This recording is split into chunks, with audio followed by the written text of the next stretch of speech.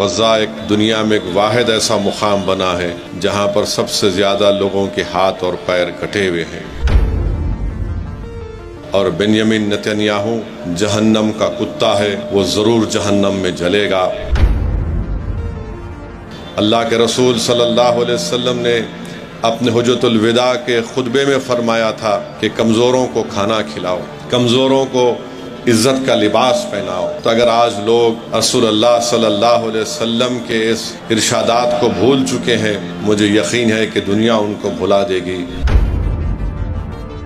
غزہ ایک ایسا مقام بن چکا ہے جہاں پر آپریشن تو ہوتا ہے مگر وہاں پر بے ہوش کرنے کی دوائیں تک بھی نہیں ہیں۔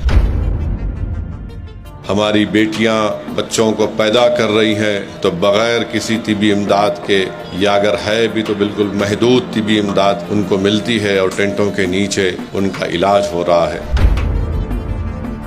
دارالسلام کے اسٹیج سے ان غزہ کے فلسطینیوں کو جو آج پچھلے 1 سال سے اسرائیلی حکومت کے جنوسائیڈ کا شکار ہیں، ہم ان کو پیغام دینا چاہتے ہیں کہ یقیناً دنیا تم کو بھول رہی ہے، دنیا کے بڑے بڑے سپر پاور تمہاری ظلم کو بھول رہے ہیں، اندھے ہو چکے ہیں، بہرے ہو چکے ہیں، مگر سرزمینی دکن پر بسنے والی اس غیوروں کی جماعت تمہارے ظلم سے اور تمہارے پر تکالیف جو گزر رہی ہم اس کو یاد رکھتے ہیں۔ ہم یقیناً تمہارے لیے دعا کر رہے ہیں۔ جب تک اللہ ہم کو زندہ رکھے گا، ہم مسجد اقصی اور بیت المقدس کو بھولنے والے نہیں ہیں۔ ہم ہماری حکومت سے بھی مطالبہ کرتے ہیں کہ بھارت کی حکومت جو ہمیشہ فلسطینیوں کا ساتھ دیتی آئی ہے، آج ایسے موقع پر ہماری حکومت کی ذمہ داری ہے کہ وہ اس جنوسائیڈ کو رکوائے، بلکہ غزہ میں اس کھانے کو پہنچائے جو لوگ بھوک اور فاقہ کشی میں وہاں پر اپنی زندگی کو گزار رہے ہیں۔ اور آج آپ اور ہم عید کی خوشیاں منا رہے ہیں، وہیں پر بے حد ضروری ہے کہ ہم غزہ کے ان مظلوم فلسطینیوں کو بھی یاد رکھیں، جہاں پر پچھلے 1 سال سے زیادہ عرصہ ہو چکا ہے، جہاں پر 10 لاکھ سے زیادہ لوگ بے گھر ہو چکے ہیں، جہاں پر 60,000 سے زیادہ لوگوں کی موت ہو چکی ہے، اور غزہ ایک دنیا میں ایک واحد ایسا مقام بنا ہے جہاں پر سب سے زیادہ لوگوں کے ہاتھ اور پیر کٹے ہوئے ہیں۔ غزہ ایک ایسا مقام بن چکا ہے جہاں پر آپریشن تو ہوتا ہے مگر وہاں پر بے ہوش کرنے کی دوائیں تک بھی نہیں ہیں۔ غزہ ایک ایسا مقام بن چکا ہے جہاں پر ٹینٹوں کے نیچے ظالم اسرائیلی حکومت کی ظلم اور بربریت کی وجہ سے علاج اگر ہوتا ہے تو ٹینٹوں کے نیچے ہوتا ہے۔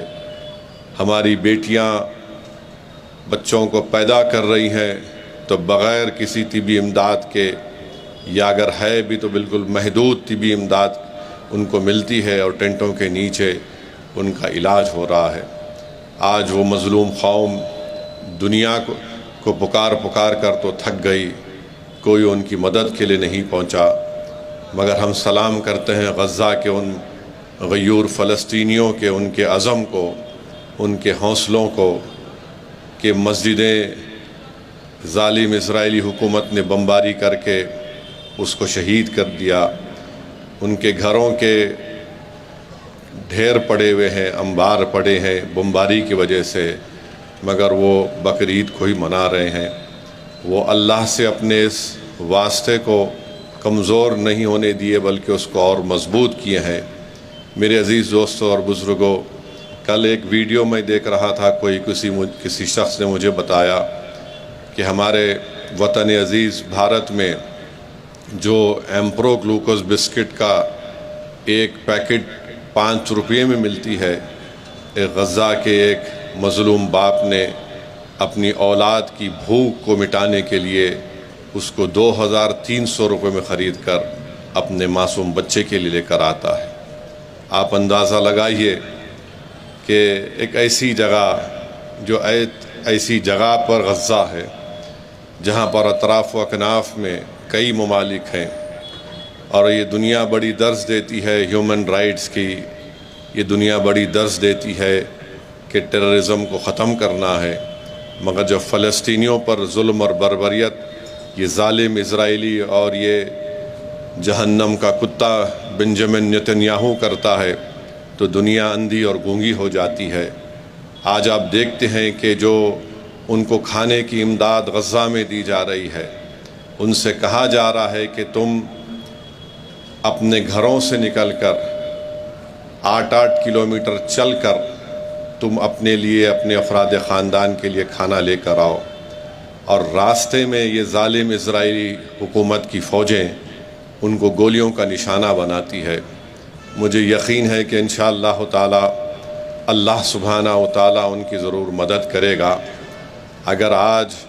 دنیا میں کوئی ایسا مرد مجاہد نہیں ہے جو ان کی مدد نہیں کر رہا ہے، تو کوئی کسی کی ضرورت نہیں ہے، اللہ ہمارے لیے کافی ہے۔ وہی غزہ کے لوگوں کی زبانوں سے ہم سنتے ہیں کہ ہم پکار پکار کر تھک گئے، مگر ہم اپنی اللہ کو پکار پکار کر کبھی نہیں تھکیں گے۔ ہم حسبنا اللہ و نعم الوکیل کہنے والے ہیں۔ مجھے یقین ہے کہ انشاءاللہ تعالی اللہ ان غزہ کے ان غیور فلسطینیوں کی مدد کرے گا، اور ضرور انشاءاللہ تعالی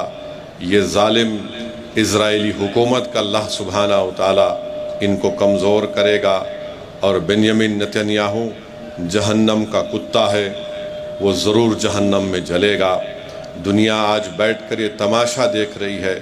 کہ کیسے وہاں پر ایک نسل کشی اور جنوسائیڈ ہو رہا ہے، مگر انشاءاللہ تعالی اللہ ان کو غالب کرے گا۔ جو لوگ آج کمزور ہیں، جو لوگ آج بھوکے اور فاقے میں زندگی گزار رہے ہیں، اللہ ضرور ان کمزوروں کو، ان ظالموں پر اللہ ان کو غالب کرے گا۔ آج دنیا یہ سمجھ رہی ہے کہ ان کو ہم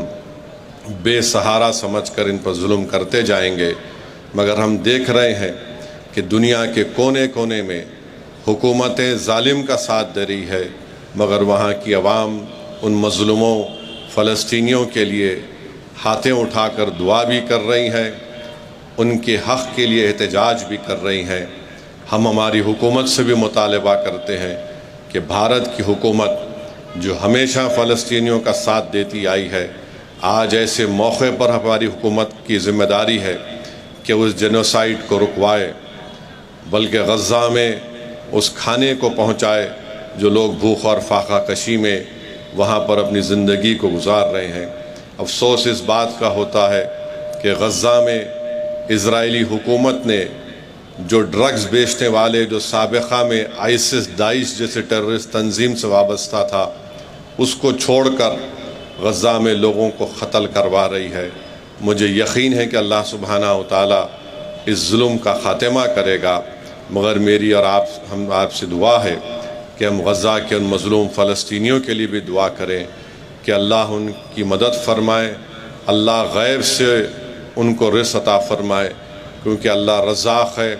جو آج حکومتیں جن کے پاس سب کچھ ہے مگر آج وہ خاموش بیٹھے ہیں، ان کو یاد رکھنا ہے کہ اللہ کے رسول صلی اللہ علیہ وسلم نے اپنے حجۃ الوداع کے خطبے میں کہا تھا، رسول اللہ صلی اللہ علیہ وسلم نے 1,44,000 صحابیوں کے سامنے اپنے آخری حج کے خطبے میں کہا تھا کہ مسلمانوں یاد رکھو، تم اپنے اعمال کا جواب اللہ کے پاس دو گے۔ اللہ کے رسول صلی اللہ علیہ وسلم نے فرمایا تھا، یاد رکھو تم سب کو اللہ کے سامنے پیش ہونا ہے اور تم کو اپنے اعمال کا جواب دینا ہے۔